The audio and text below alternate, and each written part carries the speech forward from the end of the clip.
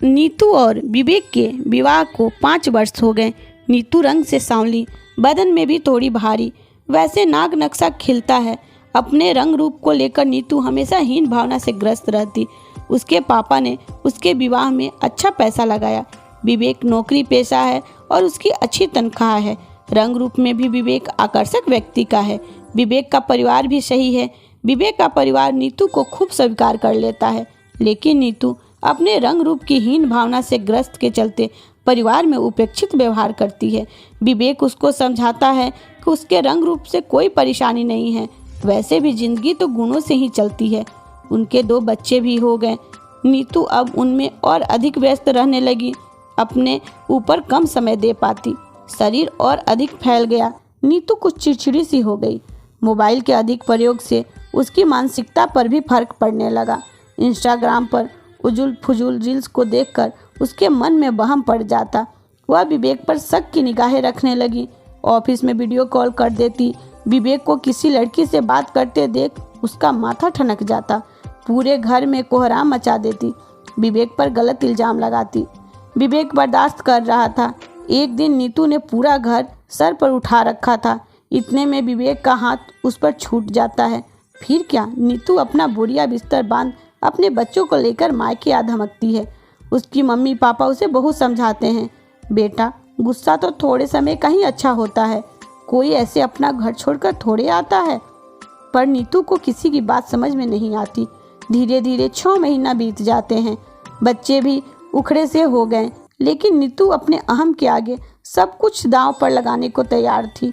अब उसके भाई के विवाह की तैयारी होने लगी। कई रिश्ते वाले तो नीतू के मायके में रहने की वजह से कनी काट गए।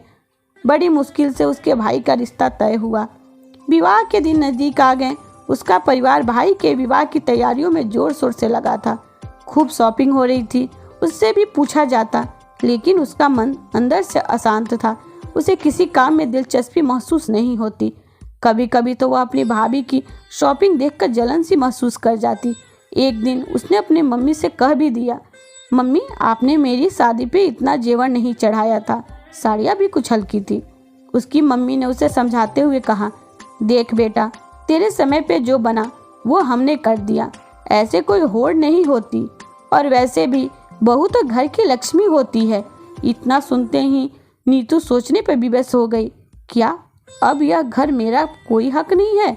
उसके पापा ने उसे समझाया, बेटा तुम्हारा यह घर हमेशा है, जितना मन चाहे रहो, पर इन बच्चों को इनके घर से तो दूर मत करो। अपने अहम की वजह से तुम इनका जीवन क्यों खराब कर रही हो? अब तो मानो नीतू पर घड़ों पानी गिर पड़ा। वह वास्तविकता की दुनिया में आ गई। वह सोचने पर मजबूर हो गई कि बहू के आने का उसके परिवार के लोग कितना इंतजार कर रहे हैं, तो शायद मेरे ससुराल वाले भी मेरा इंतजार कर रहे होंगे। ऐसा तो कभी सोचा ही नहीं था। अपने कमरे में जाकर नीतू रात भर तकिया भिगोती रही। बड़ी मुश्किल से उसने विवेक को फ़ोन लगाया। फ़ोन सुनते ही विवेक चहक कर बोला, नीतू अब घर आ जाओ, तुम्हारे बिना यह घर बिल्कुल सूना हो गया है। इतना सुनते ही नीतू की रुलाई फूट गई। सारे गिले शिकवे रो रो कर बयान कर दिए। सुबह होते ही विवेक गाड़ी लेकर नीतू और बच्चों को लेने आ गया। विवेक को देखकर उसके घर परिवार के लोग बहुत खुश हुए। नाश्ता कराकर टीका करके मायके वाले ने सबको विदा किया। नीतू खुशी खुशी अपने घर लौट आई। आज उसके मन में कोई मैल नहीं था, ना ही अपने रंग रूप को लेकर कोई हीन भावना, ना विवेक पर संदेह। उसे जीवन की वास्तविकता समझ में आ गई कि रूप रंग तो बाहरी आवरण है, जो खास तौर पर रिश्ते कराने में काम आते हैं। रिश्तों में निवाह तो गुणों से ही होता है। नीतू के मायके वाले भी खुश। उनकी बेटी का घर टूटने से बच गया। और वैसे भी भैया के विवाह में नीतू अपने ससुराल वालों के संग इज्जत से आएगी तो उनका भी मान होगा। ससुराल पहुंचने ही उसकी सास ने एकदम से गले लगा लेती है। बच्चे भी अपने घर को देखकर एकदम खिल जाते हैं। पूरा घर खुशियों से भर जाता है। आज इन घर की खुशियाँ फिर से लौट आती है। सच बात है कि रिश्ते बड़ी समझदारी से निभाए जाते हैं। अगर बड़े लोग सही राय दें तो बहुत से रिश्ते टूटने से बच जाएंगे।